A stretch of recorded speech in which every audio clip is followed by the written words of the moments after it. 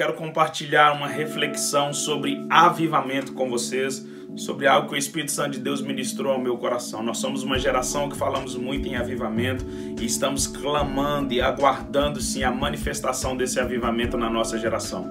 Eu não creio que Deus irá levantar uma outra geração para manifestar aquilo que Ele quer manifestar. Eu creio que nós somos a geração, mas precisamos assumir as nossas responsabilidades com esse termo avivamento. Se a gente for falar de avivamento, para mim um dos maiores avivamentos, e eu tenho esse avivamento como um avivamento base, como um avivamento exemplo, é o avivamento de Atos dos Apóstolos, capítulo 2, a partir do versículo 1. A Bíblia diz que todos estavam reunidos no mesmo lugar e de repente veio do céu um som como de um vento impetuoso e encheu a casa onde eles estavam reunidos. Só que em todo o contexto do capítulo 1, no capítulo 2, nós vamos ver que Jesus criou um cenário, Ele liberou algumas coisas para que os discípulos pudessem andar sobre elas, para que esse avivamento de Atos 2 pudesse se manifestar. Nós vamos ver que depois que Jesus morre, Ele ressuscita, Ele vai passar cerca de 40 dias com os discípulos. E a Bíblia diz que Jesus, estando à mesa com os discípulos, falando de comunhão, a Bíblia diz que Jesus vai liberar algumas direções para os discípulos. Em todo o ambiente de comunhão, Ele vai liberar a direção.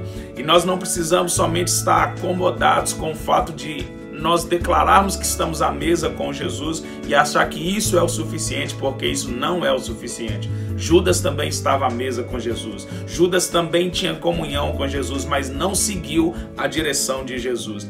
E nós precisamos manifestar algumas coisas que Jesus estabeleceu como regras, como base para que o avivamento de Atos 2 se manifestasse. A gente precisa transferir isso e trazer isso para a nossa realidade também na nossa geração. E do que eu estou falando? De 3 coisas que em toda a história da Bíblia, se nós formos observar, essas 3 coisas sempre andaram juntos, sempre trabalharam juntos. E se nós formos observar, quando Jesus estava à mesa com os discípulos, cerca de 40 dias, Jesus vai dar para eles uma ordem dizendo: olha, não saiam de Jerusalém, permaneçam em Jerusalém, até que do alto vocês venham ser revestidos de poder.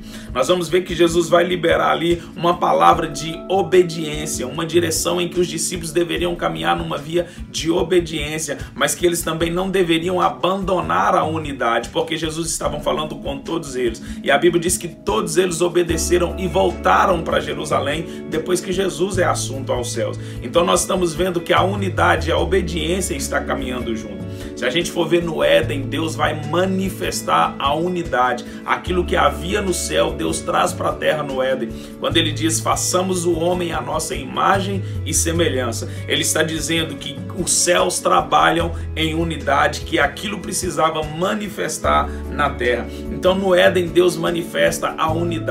Se nós vamos ver Filipenses capítulo 2, versículo 8, a Bíblia diz que Jesus foi obediente e obediente até a morte de cruz. Então na cruz Jesus manifesta a obediência. Deus no Éden manifesta a unidade. Na cruz Jesus manifesta a obediência. E no Pentecoste o Espírito então manifesta a humildade. Obediência, unidade e humildade precisa caminhar juntos se nós queremos viver um real avivamento na nossa geração. Em Atos capítulo 2, a Bíblia diz que o vento vem do céu como um vento impetuoso, como de um som de um vento impetuoso, e enche toda a casa onde eles estavam reunidos, e todos eles, de novo a unidade, a Bíblia diz que eles começaram a falar em outras línguas. Agora presta atenção no cenário. A Bíblia diz que naquela ocasião havia homens e mulheres de várias nacionalidades, porque estavam ali para a festa da Páscoa. E a Bíblia diz que todos esses homens de várias nações diferentes, olhando para aqueles homens cheios do Espírito,